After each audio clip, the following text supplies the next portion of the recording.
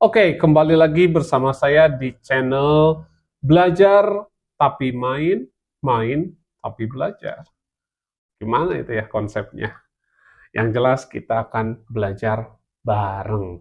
Nah ya, pembahasan sebelumnya kita sudah membahas vocabularies. Oke, kita hapus dulu. Di mana sudah dibahas tentang cara, how, bagaimana.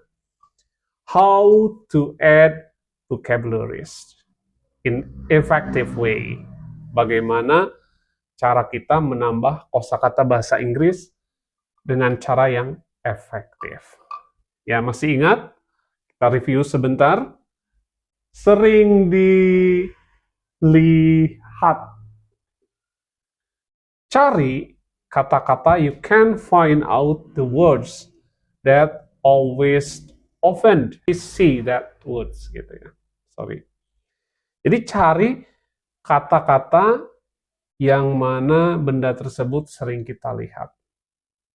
Oke, sudah dilakukan? Berapa banyak kata yang sudah dikumpulkan? Sudah dicoba?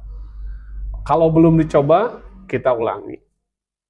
Jadi gini, ketika kita sudah menemukan hal atau benda yang sering kita lihat, kita cari bahasa Inggrisnya. Saat itu, masih ingat kita mencontohkan semut, ya. Oke, seperti ini. Semut. Semut itu bahasa Inggrisnya ant. Ya, ant. Nah, ulangi. Ant, semut. Semut, ant. Nah, yang kedua ini, kita praktekkan. Jadi terapkan ke kalimat sehari-hari, kalimat yang tidak usah dibuat-buat apa adanya, tapi target kata yang kita pelajarinya tetap dalam bahasa Inggris.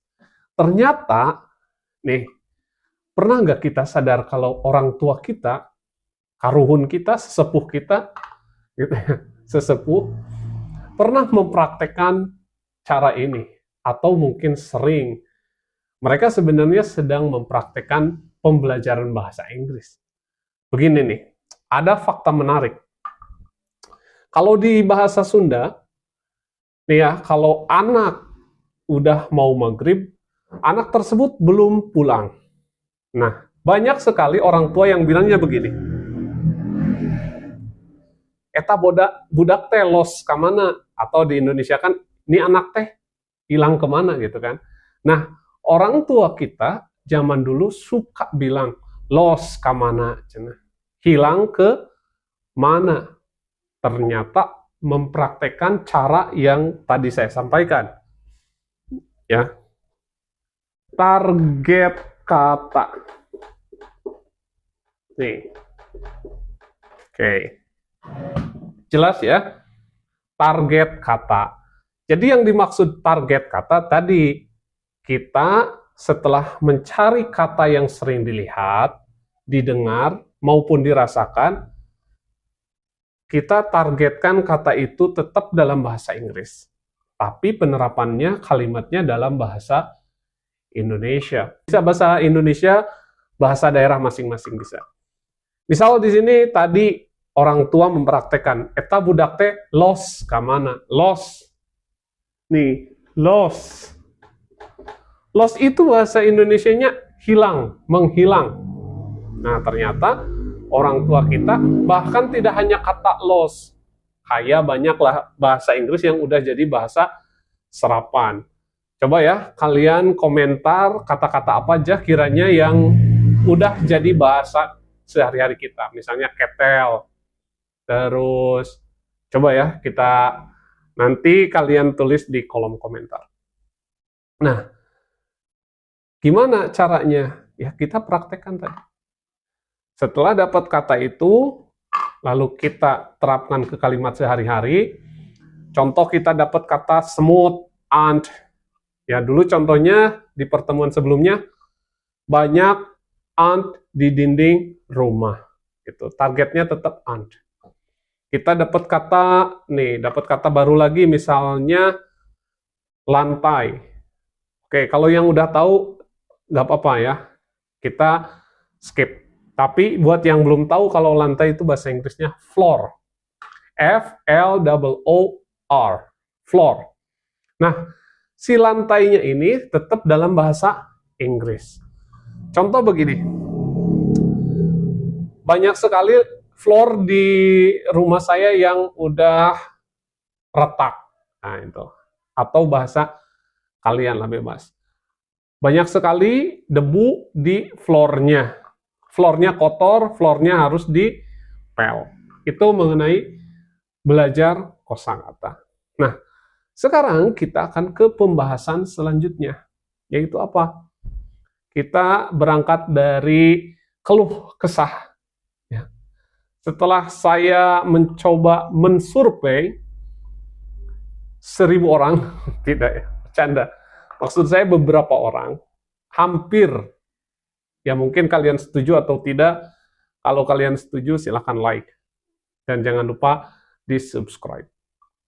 Gini, hampir kebanyakan orang bilang, bahasa Inggris itu pusing karena ada kata yang dibulak-balik. Ya, dibulak-balik.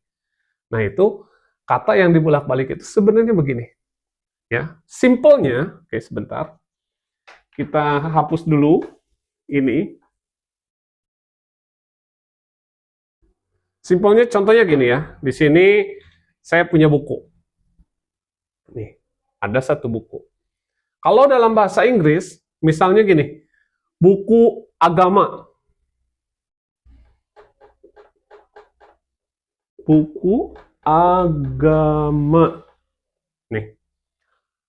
Ada yang bingung, kenapa harus dibulak-balik? Jadi ini bahasa Inggrisnya book. Agama, religion. Oke. Nah, sebenarnya kuncinya begini. Gimana sih biar kita bisa ngebedain harus dibulak-balik? Kalau nih, ya, catat, simak baik-baik. Kalau ada dua kata atau lebih, punya satu maksud atau yang kita maksudkan hanya satu, pasti dibalik. Cara ngebaliknya gini. Kalau ada dua kata, K1, K itu kata ya, kata ke-1, kata ke-2. Nah, itu dibalik. Jadi K2, K1. Oke, sampai sini paham? Kita ke contoh ya, perbanyak di contoh. Misal, buku sejarah. Bukan dua kata kan, buku dan sejarah. Tapi yang kita maksudkan hanya satu. Tidak ngebahas tentang buku, tidak ngebahas tentang sejarah, tapi satu. Yaitu bukunya aja gitu kan. Jadi buku sejarah, buku itu book, sejarah itu history. Dalam bahasa Inggris pasti dibalik. Jadi history book. Bisa tidak dibalik. Tapi nanti ya. Yang penting rumus ini kita, atau kata kunci ini kita paham.